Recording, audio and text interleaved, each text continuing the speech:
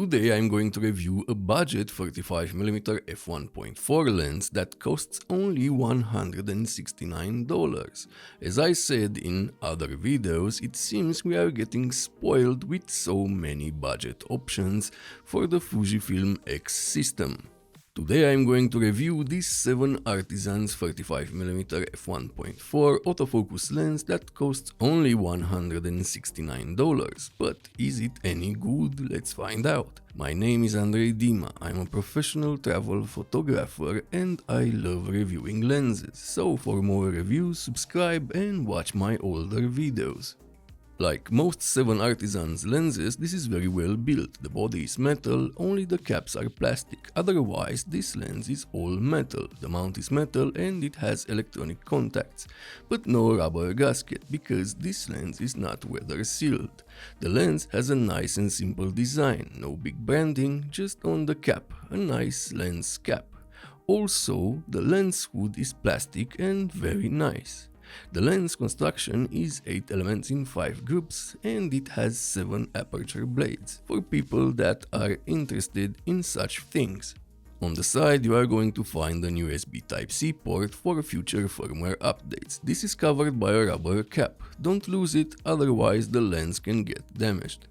The focus ring is nice, made from metal, turns smoothly and it is very well damped. It also rotates infinitely in both directions because it is electronic. Sadly, it has no aperture ring, but I get why they did that, to keep costs down. It is a budget lens after all.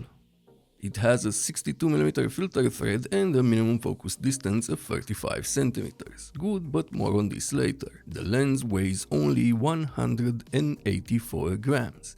The 7Artisans 35mm f1.4 balances very well on my X-T5 and the X-E4. It is a lens that goes well with any camera because of its compactness. The autofocus for photography is decently fast. I use the lens on the X-T5, so if you use an older camera you may have different results than me. I used this lens for a while and after going through all the photos I found just 10 missed shots. That is good for a budget lens. A thing you should know, the focus motor is a bit loud, like the one on the Fujifilm X 35mm f1.4. The video autofocus is decent in my opinion, reminds me of the Fujifilm 35mm f1.4. Also, you can see a bit of focus breathing, but it is not that bad. I've seen worse on more expensive lenses.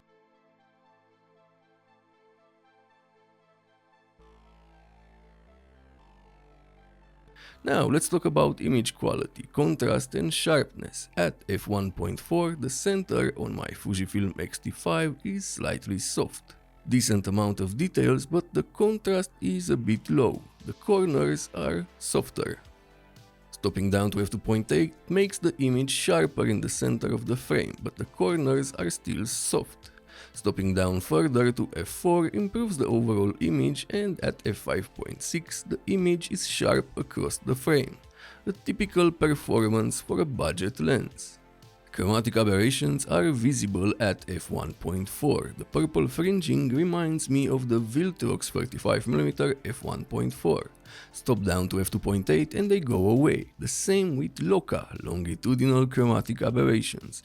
They are visible at f1.4 and go away at f4. But again, a good performance. I've seen worse on more expensive lenses. Now let's take a look at photos taken at minimum focus distance and then at flaring. As I said earlier, the minimum focus distance is 35 cm. That is good in my opinion for a budget lens. The image quality wide open is slightly soft, but still with good contrast and details. Stop down to f2.8 for good sharpness. Flares and glare on this lens are quite noticeable. As you can see here, glare is very visible and flare as well. The good news is that they don't lower contrast that much. Being such a compact and inexpensive lens makes it a good option for beginners or street and travel photography on a budget. This lens paired with an older Fujifilm X body should be a great starting point.